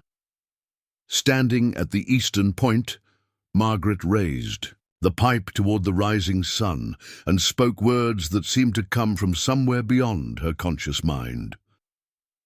"To the east, Direction of new beginnings and healing light, I offer this smoke in gratitude for the life that was saved and the understanding that grows between our peoples." A murmur of approval rippled through the assembled warriors as she moved to the southern point of the circle. Here, facing the direction associated with growth and strength, she continued, "To the south, direction of warmth and growth, I offer this smoke in hope that the healing begun here will spread beyond this sacred circle." The western point brought a different kind of energy, associated with wisdom and the evening of life. Margaret found herself speaking with growing confidence. "To the west, direction of wisdom and reflection, I offer this smoke in recognition. The true healing requires understanding between all peoples." Finally, at the northern point, the direction of strength and endurance, Margaret completed the circle. "To the north, direction of strength and survival, I offer this smoke in prayer that the courage shown here today will guide us through the challenges ahead." As she returned to the circle's center, Standing Bear nodded with obvious satisfaction. "The spirits, they spoke through you with great clarity. You have blessed this ceremony with words of power." The second phase, summoning, involved a series of intricate rituals that Margaret watched with fascination and growing respect. Storm Crow and several other warriors performed a dance around the white buffalo, their movements telling the story of the ancient covenant between their people and the great herds that had once covered the plains. The animal remained perfectly still throughout, as if participating in rather than merely tolerating the ceremony. It was during this phase that Margaret noticed movement on the distant horizon, a cloud of dust that suggested approaching riders. Her heart rate quickened as she realized that Ezra's plan to misdirect the cavalry might have failed. Standing Bear noticed her tension immediately. "What troubles you, White Medicine Woman?" "Riders approaching from the east," Margaret whispered, urgently. "It might be the military."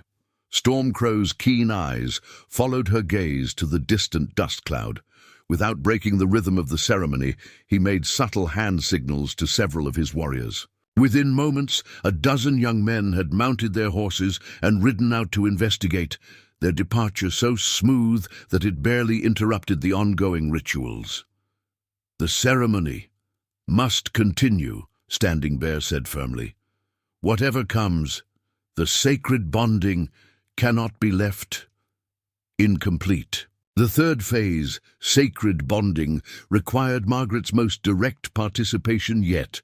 Storm Crow approached her with a small bowl containing what appeared to be a mixture of herbs and sacred earth.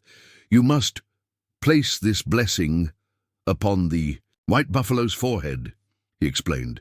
"This creates the bond between your healing power and the buffalo spirits that watch over our people." Margaret stared at the magnificent animal, its dark eyes seeming to regard her with ancient wisdom. "Are you certain it's safe? I've never approached a wild buffalo before." "This one is not wild," Standing Bear assured her. "It is sacred messenger, sent by the spirits. It will accept your touch as blessing rather than threat." With Stormcrow and Blackhawk flanking her for support, Margaret approached the white buffalo slowly. The creature remained motionless as she reached out with the bowl of sacred mixture. The moment her fingers touched its forehead, Margaret felt a jolt of energy that seemed to connect her to something vast and ancient. The spiritual traditions of the Cheyenne people, the endless cycles of life and death on the plains, the profound connection between all living things. "It is done," Stormcrow announced with deep satisfaction. "The White Medicine Woman has sealed the covenant. The buffalo spirits will remember this healing and guide our people through the dark times ahead." As the ceremony reached its climax, the scouts who had ridden out to investigate the approaching dust cloud returned with news that made everyone tense. Blue coats, one of them reported to Storm Crow in rapid Cheyenne. 2 columns, perhaps 60 soldiers, riding hard toward this place. Margaret's blood ran cold. 60 soldiers, discovering 150 Cheyenne warriors, would inevitably result in violence, regardless of the ceremony's sacred significance. Storm Crow's face reflected the internal struggle between spiritual obligation and tactical reality. How long before they arrive? 1 hour, perhaps less, the scout replied. Standing Bear attempted to rise from his chair, his face grim with determination. My son, you must disperse the warriors immediately. The ceremony is complete. The spirits have been honored. But Storm Crow shook his head. Father, the sacred buffalo, it has not yet departed. To scatter, while it remains, would dishonor the spirit's gift. Margaret watched in fascination as the white buffalo began to move, not with the panic she might have expected, but with the same calm dignity it had displayed throughout the ceremony. The animal walked slowly toward the northern edge of the circle, pausing to look back at the assembled warriors with what seemed like deliberate farewell. It knows, Storm Crow whispered in awe. The sacred buffalo. It understands. The danger approaches. As if responding to his words, the magnificent creature broke into a smooth lope, heading north toward the distant hills. Within moments, it had disappeared into the prairie landscape as mysteriously as it had appeared. Now, Standing Bear commanded, with renewed urgency, disperse quickly down in small groups by different routes. Leave no large gathering for the soldiers to discover. The transformation was remarkable. In less than 10 minutes, the 150 warriors who had formed a sacred circle around the white buffalo had melted away into the prairie landscape. Some rode north following the buffalo's path, others east toward the distant mountains, still others south toward the river bottoms. They moved with the practiced efficiency of men who had learned to appear and disappear like spirits themselves. Margaret found herself standing in her yard with only Standing Bear, Storm Crow, Black Hawk, and a handful of close family members. A group small enough to be explained as a routine visit rather than a massive religious gathering. What about the evidence of the ceremony? She asked, looking around at the trampled grass and the remains of the sacred fires. Storm Crow smiled grimly. Let the blue coats find what they will, tracks in grass, ashes of campfires. These prove nothing about sacred ceremonies. They will see only signs of brief visit by hunting party. As the sound of approaching cavalry grew stronger, Margaret realized that the most extraordinary morning of her life was about to be tested by forces that would either validate the risks they had all taken or destroy everything they had worked to achieve. Standing, Bear grasped her hand with surprising strength. White medicine woman, you have given my people a gift beyond measure. Whatever comes, the spirits will remember your courage. Margaret squeezed his hand in return, understanding that she had been forever changed by participating in something that transcended the ordinary boundaries of her world. She had become part of a story that would be told around Cheyenne fires for generations. The white medicine woman who had healed their sacred keeper and witnessed the appearance of the legendary white buffalo. The sound of cavalry horses was now clearly audible. Within minutes, Lieutenant Crawford and his reinforced patrol would crest the ridge and discover what remained of the morning's events. Whether they would see a quiet homestead recovering from a brief visit by friendly Indians, or evidence of the massive gathering that had actually occurred, would determine the fate of everyone who had participated in the buffalo calling ceremony. Lieutenant Crawford's cavalry patrol crested the ridge with military precision, 60 soldiers arranged, in formation that spoke of men expecting trouble. Margaret stood on her porch beside Standing Bear, who had insisted on meeting whatever came with dignity and tact, while Storm Crow and Black Hawk positioned themselves respectfully but visibly nearby. The transformation of her homestead was remarkable. Where 150 warriors had gathered for a sacred ceremony just an hour earlier, now only the subtle signs of a brief visit remained. Some trampled grass, the faint smell of sage smoke in the air, and a handful of Cheyenne visitors who could easily be explained as a peaceful family reunion. Crawford's pale eyes swept the scene with obvious suspicion, clearly searching for evidence of the massive Indian gathering his informants had suggested. His gaze lingered on Standing Bear, noting the man's obvious recovery and the respect with which the other Cheyenne treated him. "Dr. Hayes," Crawford said curtly, dismounting with his usual military precision. "We received reports of significant Indian activity in this area, large gatherings, possible war preparations." Margaret stepped forward, her medical training helping. Her maintained composure despite the gravity of the situation. "As you can see, Lieutenant, I have a few Cheyenne visitors. Standing Bear has recovered sufficiently to receive his family." Crawford's attention focused on the wounded leader with laser intensity. "This is the man you've been treating? The one whose presence you failed to report to the territorial authorities?" Standing Bear met the lieutenant's gaze with calm dignity. "I am Standing Bear, of the Northern Cheyenne. This woman saved my life when your soldiers left me to die." The accusation hung in the air like a challenge. Crawford's jaw tightened as he absorbed the implication that his own forces had been responsible for Standing Bear's injuries. "Our patrols engage hostile forces when threatened," Crawford replied stiffly. "If you were injured during such an encounter, it was because you were part of a war party attacking peaceful settlers." Storm Crow stepped forward, his young face reflecting carefully controlled anger. "My father led hunting party on traditional grounds. Your soldiers attacked without warning, killed 2 warriors who carried no weapons against whites."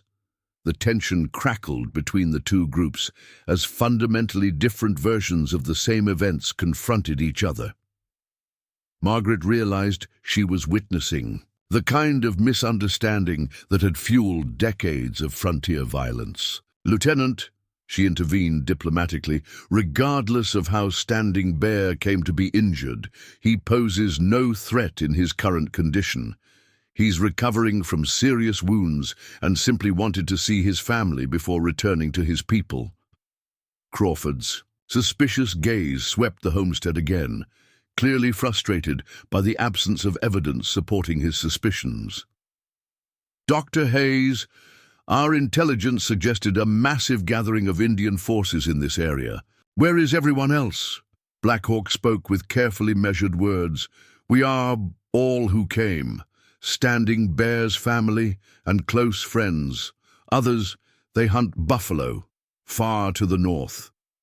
It was technically true, Margaret realized. The ceremony. Participants had indeed dispersed to hunt buffalo.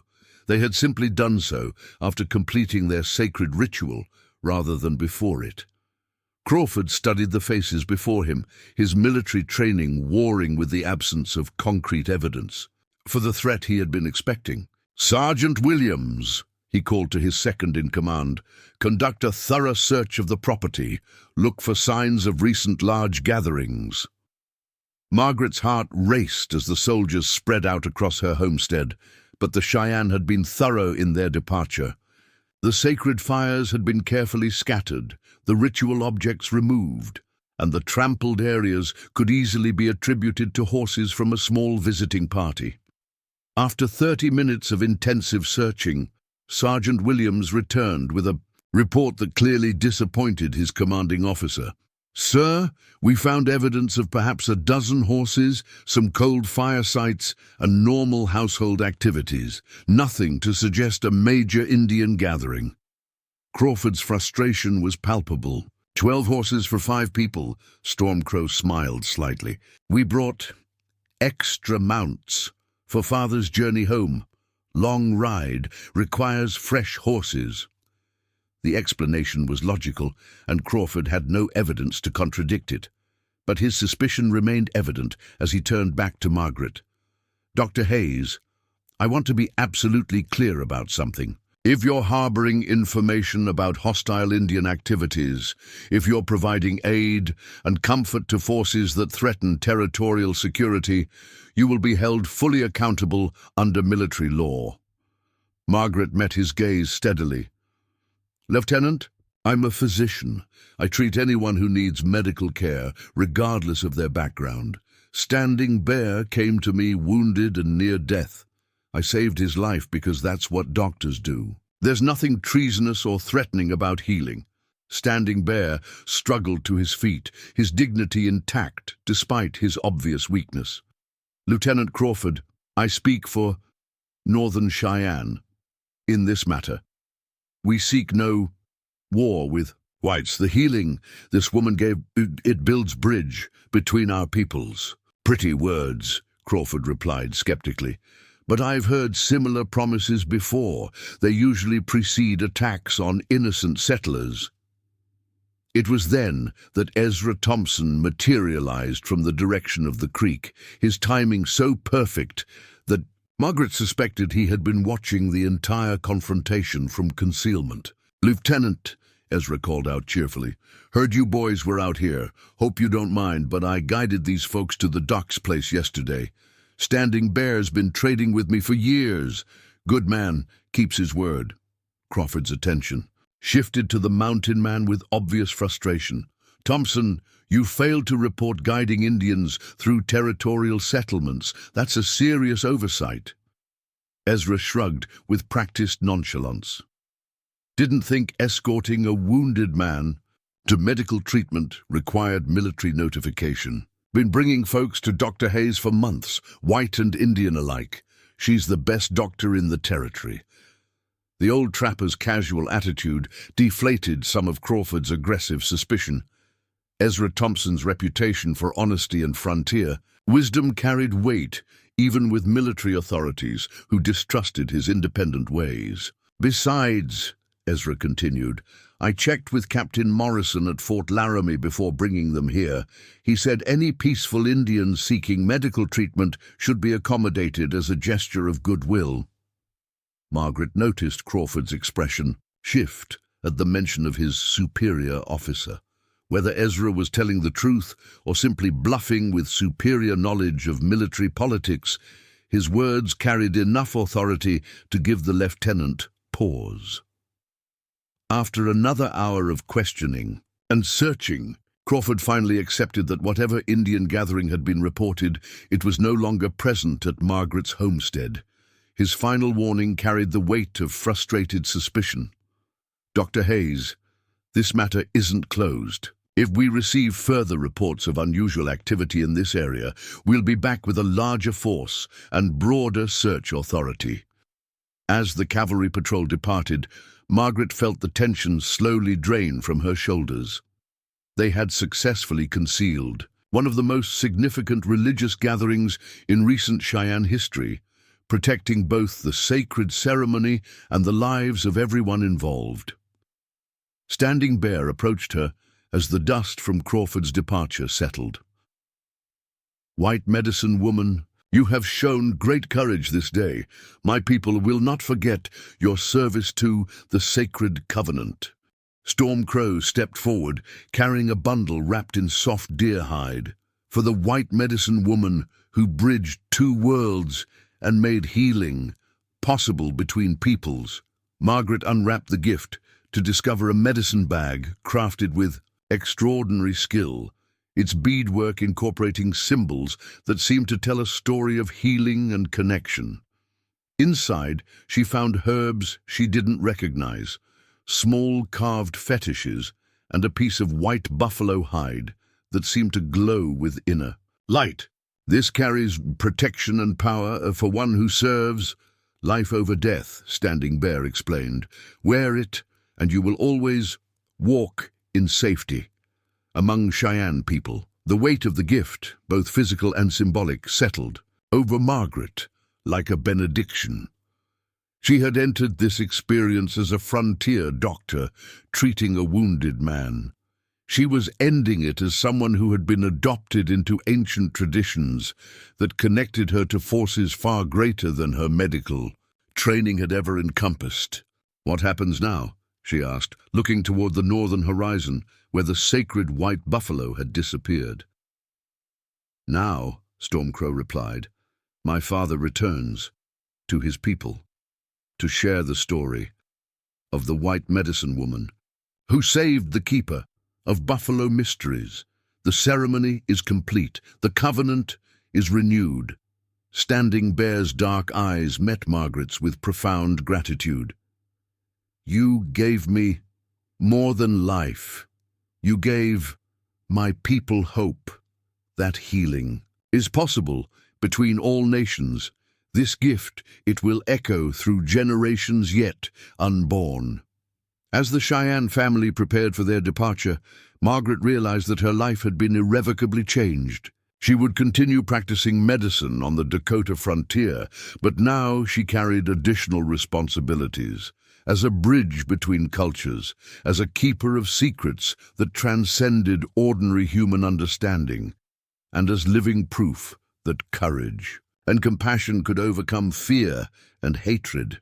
3 months later, when the snows had begun to fall and the prairie grass lay dormant under winter's blanket, Margaret received an unexpected visitor. Ezra Thompson arrived at her cabin carrying news from the northern Cheyenne camps. "Thought you'd want to know," he said, settling into her kitchen with a cup of coffee and the satisfied expression of a man bearing good news. Standing Bear's been elected as the new peace chief for his band. Seems his experience with white medicine and the sacred buffalo ceremony convinced the tribal council he's the right man to negotiate with territorial authorities. Margaret smiled, pleased but not entirely surprised. Standing Bear's wisdom and dignity had been evident even during his recovery. "There's more," Ezra continued. "The story of the buffalo calling ceremony has spread through all the Cheyenne bands. Young warriors who might have chosen war are instead choosing to follow Standing Bear's path of careful negotiation." "And the white buffalo?" Margaret asked, still awed by her memory of that magnificent creature. Ezra's weathered face creased in a mysterious smile. "Buffalo spirits come and go as they choose. But word is, it's been seen near several Cheyenne camps, always appearing when difficult decisions need to be made. Some say it carries the blessing of the white medicine woman who helped complete the sacred covenant." Margaret touched the medicine bag she now wore beneath her dress, feeling the connection to events that had transformed her understanding of healing itself. She had learned that true medicine sometimes required crossing boundaries that seemed impossible, that the deepest healing often occurred not in the body, but in the spaces between different worlds. As winter deepened around her isolated cabin, Margaret Hayes continued her practice of frontier medicine with renewed purpose. But now she carried additional knowledge, the understanding that healing was not just about treating individual ailments, but about building bridges between peoples who had forgotten how to trust each other. The sacred white buffalo might appear and disappear according to spiritual laws she couldn't fully comprehend, but the healing it had witnessed at her homestead continued to ripple outward, touching lives and changing hearts in ways that transcended the ordinary boundaries of medicine. And sometimes, on clear winter nights when the stars seemed close enough to touch, Margaret could swear she heard the distant sound of drums carrying the rhythm of an ancient covenant that now included her own heartbeat, beating in harmony with all the life she had chosen to serve and protect.